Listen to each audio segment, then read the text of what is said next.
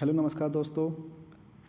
आज हम शुरू करते हैं करंट 19 और 20 दिसंबर की। तो दोस्तों 19 और 20 दिसंबर के जितने भी इम्पोर्टेंट सवाल हैं उन सबको देखते हैं। तो करते हैं स्टार्ट। गोवा मुक्ति दिवस 19 दिसंबर को मनाया गया। तो इसकी शुरुआत हम देखते हैं 19 दिसंबर 1961 को गोवा पुर्तगालियों से मुक्त हुआ था। तो आप ये भी याद कर सकते हो कि तभी से क्या मना रहे हैं, गोवा मुक्ति दिवस। 19 दिसंबर 1961 से क्या हुआ, गोवा पुर्तगालियों से हमने मुक्त कराया था। अब देखते हैं गोवा की अन्य विशेषताएं। तो मोल्लम नेशनल पार्क भी कहाँ है, गोवा में ही अवस्थित है। पहला एल्कोहल म्यूजियम खुला, ये कहाँ खुला, गोवा में। और रेबीज मुक्त होने वाला भी पहला कौन है, ये भी गोवा ही है। चलते हैं नेक्स्ट। किस देश ने तीसरी बार नेत्रहीन T20 क्रिकेट विश्व कप जीता। तो दोस्तों तीसरी बार किसने जीता है, लगातार जीतता है अपने प्यारे भारत ने। किसे हराकर, बांग्लादेश को हराकर। इसका आयोजन भी कहाँ हुआ था, ये भी आयोजन हुआ था भारत में। तो कहाँ हुआ, इसकी मेजबानी किसने की, इसकी भारत में। और 2023 में कहाँ होगा, ये होगा दोस्तों पाकिस्तान में। चलते हैं नेक्स्ट सवाल पर अपने।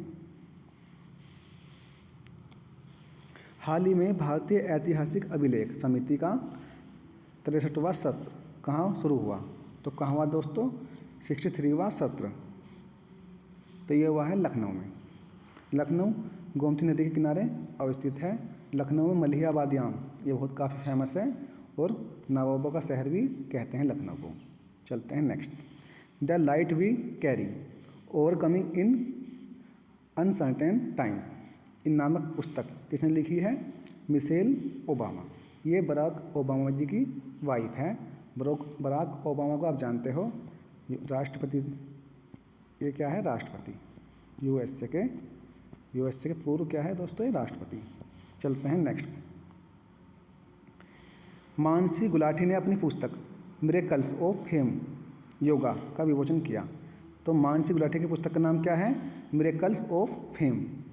तो आप कर सकते हो लिंक, मानसी में शुरुआत में मैं आ रहा है और मिरेकल्स में क्या आ रहा, मैं आ रहा है। तो ये भी आप इसको जोड़ सकते हो। चलते हैं अपने नेक्स्ट क्वेश्चन पर। विनिंग द इनर बैटल नामक पुस्तक ये किसकी है, सेन वॉटसन ने लिखी है। तो विनिंग द इनर बैटल पुस्तक किसकी है, ये सेन वॉटसन। फ्रांसीसी लेखक रेने नावा ने अपनी पुस्तक न्यूक्लिजेंस ऑफ एशिया का विमोचन किया। तो रेने नावा की पुस्तक का नाम क्या है, न्यूक्लिजेंस ऑफ एशिया। तो आप कर सकते हो लिंक, नावा में नया आ रहा है और न्यूक्लियस में क्या आ रहा, नया आ रहा है। अब देखते हैं दोस्तों कुछ इम्पोर्टेंट नियुक्तियाँ, अपॉइंटमेंट देखते हैं। लियो वराडकर किस देश की दूसरी बार प्रधानमंत्री चुने गए। तो लियो वराडकर कहाँ के हैं, आयरलैंड के दूसरी बार प्रधानमंत्री बने। दोना यालुअर्दे पेरू की पहली महिला क्या बनी, राष्ट्रपति। तो दोना यालुअर्दे पेरू की पहली महिला बनी है राष्ट्रपति। तो ये भी आप याद रखना, ये काफ़ी इम्पोर्टेंट सवाल है आगामी परीक्षाओं के लिए। अब देखते हैं स्लोवेनिया की पहली महिला राष्ट्रपति कौन बनी है, नताशा पर्क मुसर। तो स्लोवेनिया की पहली महिला राष्ट्रपति बनी है नताशा पर्क मुसर। इजराइल के नए प्रधानमंत्री कौन बने हैं, बेंजामिन नेतन्याहू। हाल ही में किसने मिशेल वर्ल्ड 2022 का खिताब जीता। तो जीता किसने, सरगम कौशल। तो ये हमारे लिए काफ़ी इम्पोर्टेंट सवाल है। कहाँ की रहने वाली है सरगम कौशल, जम्मू कश्मीर की। तो ये भी आप याद रखना। किस राज्य सरकार ने खानाबदोश समुदायों के लिए विकास बोर्ड की स्थापना की। तो खानाबदोश समुदाय के लिए विकास बोर्ड किसने बनाया है, कर्नाटक सरकार ने। आप जानते हो खानाबदोश कौन होते हैं, खाने के लिए अपना स्थान ये बदलते रहते हैं। तो खानाबदोश क्या होते हैं, खाने की तलाश में अपना स्थान चेंज करते रहते हैं। तो हमने देख लिया। अब चलते हैं कर्नाटक की जो अन्य विशेषताएँ हैं वो भी हम देखते हैं। नौकरियों के लिए AI को बोलते हैं आर्टिफिशियल इंटेलिजेंस आधारित नौकरियों के लिए उन्होंने शुरू किया है, कौशल पोर्टल तैयार किया है। तो कौशल पोर्टल किसने बनाया है, कर्नाटक सरकार ने। 3 ट्रांसजेंडर सरकारी स्कूल शिक्षक के रूप में चुने गए। तो 3 ट्रांसजेंडर चुने गए हैं सरकारी स्कूल के रूप में। और मोदी जी ने कैंपे गौडा जी की 108 फीट की ऊंची प्रतिमा का कहाँ क्या अनावरण, बेंगलुरु। तो ये भी आप याद कर सकते हो।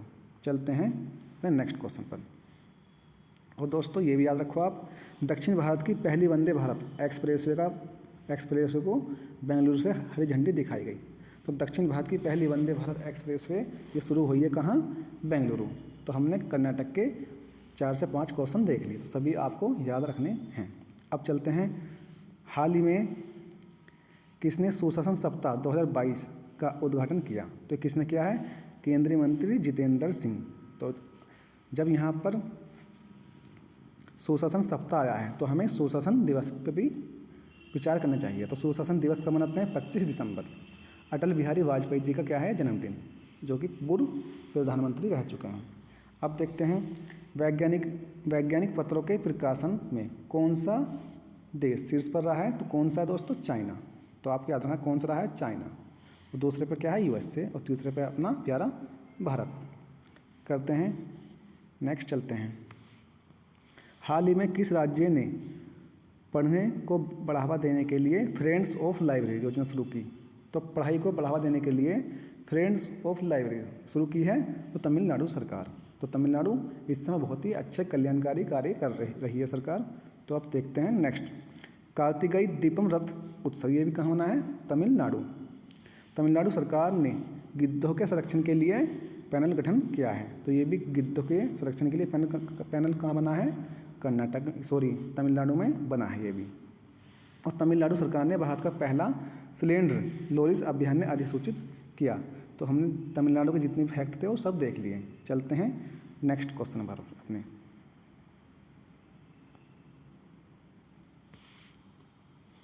हाल ही में किसे पैटा इंडिया के पर्सन ऑफ द ईयर 2022 के रूप में चुना गया? तो किससे चुना गया? सोनाक्षी सिन्हा जी को। सोनाक्षी सिन्हा ये फिल्म अभिनेत्री है, तो सोनाक्षी सिन्हा को चुना गया है। तो ये हम आगामी परीक्षाओं के लिए काफ़ी इम्पोर्टेंट सवाल है, तो इसको आप याद रखना, सोनाक्षी सिन्हा। और पैटा क्या करती है? जानवरों के हितों में काम करती है। जानवरों के हितों में काम करती है। चलते हैं नेक्स्ट, प्रधानमंत्री मोदी ने किस शहर में गृह प्रवेश कार्यक्रम का शुभारंभ किया? तो कहाँ किया है? अगरतला। तो कैपिटल किसकी है? त्रिपुरा की क्या है दोस्तों? कैपिटल है। तो गृह प्रवेश कार्यक्रम कहाँ हुआ शुरुआत? अगरतला। हाल ही में किस देश की महिला हॉकी टीम ने FIH नेशन कप जीता? किसने जीता? भारत ने। तो ये भी आप याद रखना। अब देखते हैं, फीफा वर्ल्ड कप 2022 में किसे गोल्डन बॉल अवार्ड मिला? तो किसे मिला है? Lionel Messi. ये किस देश से संबंधित है? अर्जेंटीना से हैं ये। जबकि गोल्डन बूट मिला है किलियन एम्बाप्पे, ये कहाँ के हैं? फ्रांस के। अब देखते हैं, फीफा विजेता टीम कौन सी है? अर्जेंटीना, जबकि उपविजेता फ्रांस। 2026 अब की बार हुआ था 2022 और अब होगा 2026, 4 वर्ष के अंतराल पर होता है ये। तो 2026 में कहाँ होगा? ये होगा अमेरिका। यह भी आपको याद रखना है, अमेरिका, कनाडा और मैक्सिको।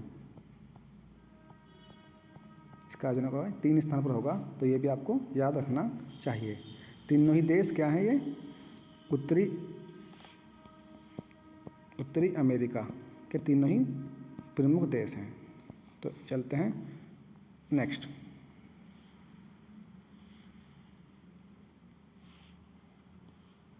देखते हैं, किस देश की राजधानी ने 2025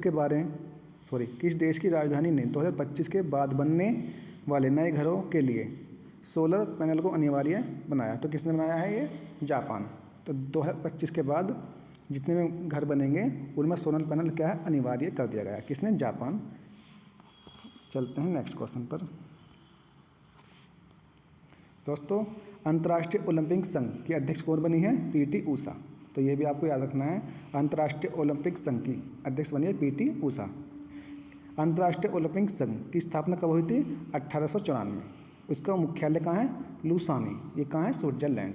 तो दोस्तों, अपनी क्लास को ही समाप्त करते हैं। मिलते हैं आपसे हम नेक्स्ट क्लास में। धन्यवाद।